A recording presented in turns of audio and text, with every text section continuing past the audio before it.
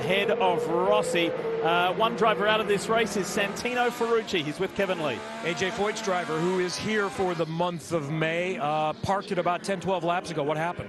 Yeah, you know, obviously right from the start, right when we were in pit lane, we had a brake bias cable failure. So we started already rearwards, and we ended up being about 7-8% more rearwards by the time we got here. So it kind of killed our braking. But we started to develop a mechanical issue throughout the run that they saw on the data, and we thought it was best to retire the car. We don't want to hurt anything, obviously, going into the speedway. So it's just unfortunate, you know. We could be in pretty good shape today, but it is what it is.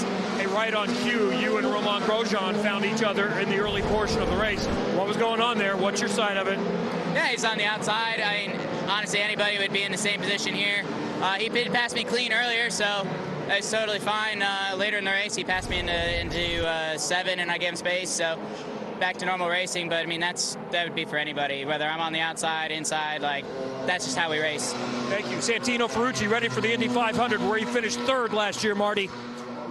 And Kevin, a new game up front with 18 to go and a new shot for Will Power. Will Power remains 2nd in the championship, and since his last win in a championship season, this is the 7th time you've finished 2nd. So how do you think about that? Are you getting tired of it, or no, this was what was available to us today? It's what was available to us. Yes, you do get sick of finishing 2nd. Oh, my God. I mean, you're just racing very tough people, and if you're not exactly perfect, you won't win. So I wasn't exactly perfect in qualifying, and I didn't win. So Dave Faustino was telling Marty during the race that we maybe brought you in a little bit too early on that sticker set of reds before the last stop. Would that have changed anything? It's hard to say. I think, like, if we'd gone longer in that 2nd stint, it would have kept Palou behind us. He wouldn't have been able to use his speed. And then maybe we jump Lundgaard in a pit stop. I mean, yeah, I don't know. But, you know, we thought that was the best option at the time. There's not really... And I thought that too. I thought the undercut would be good, but it's a slightly colder day, so the overcut wasn't bad. But all you can do is your best. I mean, you know, I'm driving really well, and, you know, my crew is the best on. They are the best on pit lane, simply. They're the quickest guys on pit lane, so every time the Verizon car stops, we have a good shot at jumping someone, and that's actually what happened to get 2nd. So, yeah, I'm looking forward to the 500, man. Chevy's done a very good job, and the whole team has done a really good job on everything. So I think we have a good shot at, you know, fighting for a pole. And, you know, it's been a long time since we've been able to fight for a pole and fight for a win. The only thing he hasn't done is win a pole for the Indy 500. The guy with more poles ever, he can focus on that coming up in a week, next weekend, Lee. First, I've got a pretty good seat. I am a yard away, seated from the yard of bricks at the greatest racetrack in the world with Colton Herta, who made the most of it today. From 24th up to 7th, is that good enough, all things considered, from where you started? I mean, there's definitely room for improvement on there, but really solid pit stops, really solid strategy. Team definitely made my job a lot easier today. You know, picking up positions. A lot of it was through fuel cycle, having really good pit stops, and then undercutting a lot of guys. And that's kind of how we made the majority of our positions up. But, you know, I think there was a scenario there where we get a podium.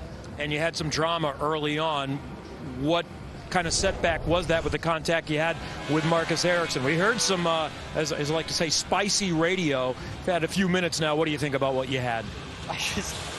Your teammate's leading the championship and you race him like an ass like that. Like, I don't know what you're thinking. Like, he probably broke deeper than in qualifying right there, and he runs me clean off the track. Like, you gotta be smarter than that, man. It's so dumb. Safe to say the opinion hasn't changed. Do you need to talk about that a little bit? I'll let him know what I feel, yeah. All right, very good. Thank you, Lee. Coming up 2 weeks from tomorrow, and let's talk with another member of the podium. So Christian Lundgaard's now finished in his young career, 1st, 2nd, and today 3rd. I know you really wanted to knock out that win here for the team. What else did you need, and what do you take away from it? I think we need a lot of luck today. I think we did everything we could on the first 2 stints to make sure that the 45 high beyond had a shot.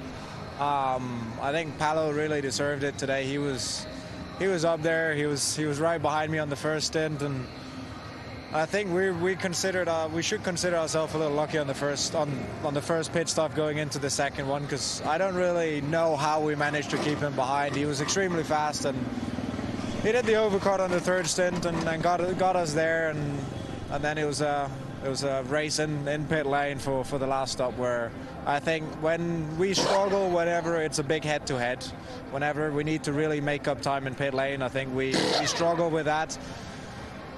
But at the same time, I don't really want to overstep it. So I think it's a good job by the team today. We need to be proud of what we've achieved, and it's the first podium in May. It's good to start this way. All right, solid day for the Hy-Vee Honda and Christian Lundgaard, Marty. A career best for Marcus Armstrong, winds up 5th. And I got to admit, you called it this morning when we talked. You said we have maybe the best car we've had all year long. You had more overtake than your teammate Scott Dixon there at the end. Were you thinking, I got a shot to get him and finish 4th?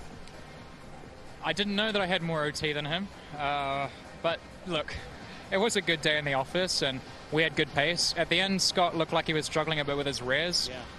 Although, to be honest with you, it's probably not the wisest thing in the world to do a big lunge on Scott and potentially ruin our day. So if the opportunity was going to present itself in a safe way, then I would go for it, but we sort of ran out of time there. Yeah, what a day for Marcus Armstrong. Starts 11th, finishes 5th, Diff. Really good. But it was a pit stop that really got you the lead. Alex, how much is this a team win for Chip Ganassi Racing in the 10 bunch? Oh, 100%. Yeah, did a mistake on that start, lost our first position there that we fight so hard in qualifying. But yeah, everybody, all the crew, engineers, and the mechanics did an amazing job on the pits.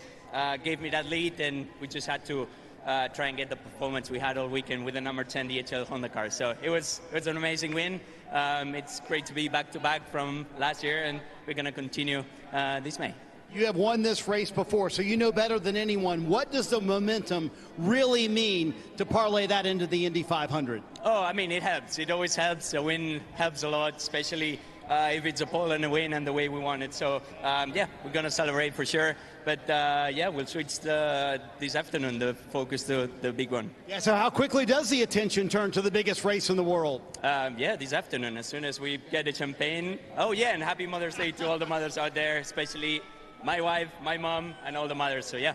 Hey, it's only 3 days until practice starts, but is it okay to have a little fried chicken for you and the team tonight? I don't think so. No, we need to get the weight down. We need to get the weight down, but we're going to celebrate somehow, for sure. The month of May, if you're Chip Ganassi, and is it more special, Chip? You and I were just talking about this. Alex admitted, start of the race, I made a mistake, but the team got him the lead back. Is it more special when it's a team win like that? Well, you know, they're all team wins. To say that, you know, I mean, there's a lot going on in the pit, strategy-wise, tire-wise. Yeah, sure. And, you know, obviously 3 guys in the top 5, it's really, really a big way to enter the month of May. We're pretty excited. Yeah, you've lived this before. Is momentum real in motorsports? Like when you win a race like this, going into qualifying next weekend, and, of course, the 500 in 2 weeks? No question, momentum is real in any sport. Momentum is your friend.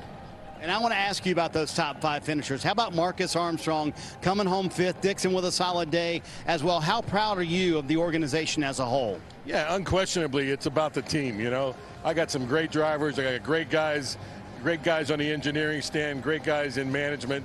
I'm a lucky guy. So Alex said no fried chicken. Do you let the guys celebrate, or do you remind them, hey, practice is in 3 days. Don't party too much. Yeah, don't party too much. No, we know we have a big month, and they do too. There you go. So that's the thing about the Indy GP.